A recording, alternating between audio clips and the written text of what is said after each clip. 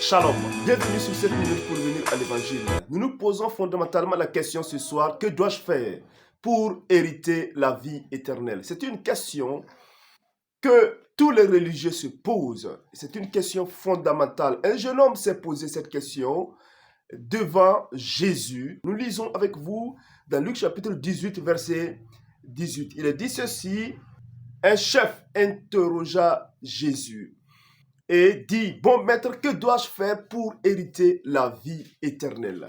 Dans la version de Matthieu, il est dit, que dois-je faire de bon pour hériter la vie éternelle? Comment je vais avoir la vie éternelle? Comment être sûr que la religion à laquelle j'appartiens me conduit dans l'éternité auprès de Dieu? Et il pose cette question à Jésus. Mais regardez le verbe qu'il utilise. Que dois-je faire? Pour lui, la vie éternelle dépend de ce qu'on fait et dépend de ce qu'on fait de bon. Jésus va répondre à ce jeune homme. Jésus commence par lui dire, mais pourquoi m'appelles-tu bon? Il n'y a de bon que Dieu seul. Alors Jésus commence à apprécier ce jeune homme parce qu'un juif n'utilise jamais le terme bon maître à un homme. C'est une expression qui est dédiée à Dieu. Ils appellent tous les rabbis maîtres, mais jamais bon maître. Alors Jésus est en train d'apprécier cet homme qui reconnaît sa divinité, qui reconnaît qu'il est Yeshua, Dieu qui sauve, qui reconnaît qu'il est l'Emmanuel, Dieu au milieu de nous. Mais Jésus va poursuivre avec ce jeune homme en lui disant, tu connais les commandements, tu ne commettras point d'adultère, tu ne tueras point, tu ne déroberas point, tu ne diras point de faux témoignages, honore ton père et ta mère. Que d'étonnant, Jésus, au lieu de lui prêcher la grâce, lui prêche la loi. Pourquoi? Puisque ce jeune homme s'inscrit dans une conception légaliste du salut, Jésus va lui ramener la loi. La loi est censée montrer à l'homme qu'il ne peut pas obéir à tous les commandements de Dieu pour être sauvé. Voilà un jeune homme qui connaît Dieu, mais qui n'est pas sauvé. Et c'est pourquoi il va brandir son auto-justice. Ésaïe avait dit que la justice de l'homme est comme un habit souillé devant Dieu. C'est-à-dire le meilleur de nous-mêmes que nous puissions présenter à Dieu comme étant des bonnes œuvres est vu comme un habit souillé par le péché devant Dieu. Et Jésus va lui ramener la loi pour qu'il comprenne la signification de la loi. La loi est censée montrer le péché de l'homme. La loi est censée rendre l'homme coupable devant Dieu afin qu'il renonce à son auto-justice et se tourne vers la grâce qui est salvatrice. Alors, et cet homme va continuer dans son orgueil religieux pour dire, j'ai observé toutes ces choses depuis mon enfance. J'ai observé toute la loi depuis mon enfance. Et Jésus va le tester pour lui montrer réellement qui est son cœur, pour lui montrer qu'il a un cœur simplement orgueilleux et que son hypocrisie religieuse voile ce cœur-là qui est incapable de satisfaire aux exigences de justice et de Dieu. Jésus va lui dire, va, vends tout ce que tu as, donne-le aux pauvres, donne-le en aumône et viens et suis-moi.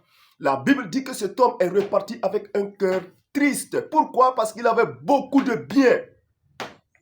Suivre Dieu, c'est aussi se soumettre à sa seigneurie.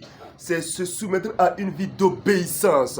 Et ce jeune homme vient de rater ce test-là qui prouve qu'il n'a pas un cœur attaché à Dieu. Le tout premier commandement de la Bible dit ceci, tu n'auras point d'autre Dieu devant ma face. Et ce jeune homme vient de faillir à ce commandement parce qu'il avait un autre Dieu devant la face de Dieu. Bien sûr, le Dieu maman, le Dieu de richesse, le Dieu à laquelle il s'est accroché, sa richesse qu'il préfère plus que Dieu qu'il reconnaît devant Jésus.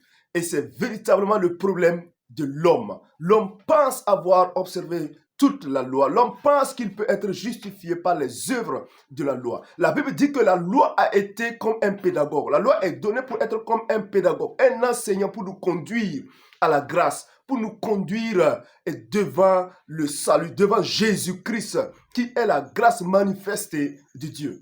Nous ne pouvons pas de nous-mêmes nous sauver. Ce jeune homme avait ignoré la capacité, l'incapacité totale de l'homme à produire des œuvres de justice devant Dieu. C'est pourquoi il pensait qu'il pouvait faire quelque chose. Un autre jeune homme nous dit, Paul, dans Romains chapitre 7, verset 18, que je le sais, ce qui est bon n'habite pas en moi. Et Paul dit que ce qui était comme pour lui une justice et de la loi, il considère ces choses-là comme de la boue. Le salut consiste à avoir non seulement une bonne vue de Dieu, mais aussi une bonne vue de nous-mêmes. La Bible dit que si nous disons que nous n'avons pas de péché, nous faisons de Dieu menteur. Pourquoi? Parce que la Bible dit que tous ont péché. Romains chapitre 3, verset 23. Si nous ne reconnaissons pas notre état de péché et notre incapacité de nous sauver nous-mêmes, nous ne sommes pas sur la bonne voie. Car le salut vient à ceux qui sont malades, à ceux qui reconnaissent qu'ils sont malades du péché, inguérissables par eux-mêmes, et se tournent vers la grâce guérissante, vers la grâce salvatrice en Jésus-Christ. Le salut, c'est voir Dieu tel qu'il est, la justice de Dieu qui demande une justice que l'homme ne peut pas accomplir. Il est dit, vous serez saints car moi je suis saint. Le standard de justice que Dieu veut est une justice impossible à l'homme. Voilà pourquoi les disciples, dans le récit que nous avons lu dans Luc chapitre 18, finissent par faire la conclusion. Si tel est le cas, qui peut être sauvé? Et Jésus va leur dire, ce qui est impossible aux hommes est possible à Dieu. Le salut est impossible aux hommes et impossible à la religion que les hommes ont mis en place. Le salut est possible qu'à Dieu seul. Aussi longtemps que vous pensez qu'il y a quelque chose en vous capable de vous conduire à Dieu, capable de vous auto-justifier devant Dieu par vos œuvres, vous n'êtes pas encore sauvé.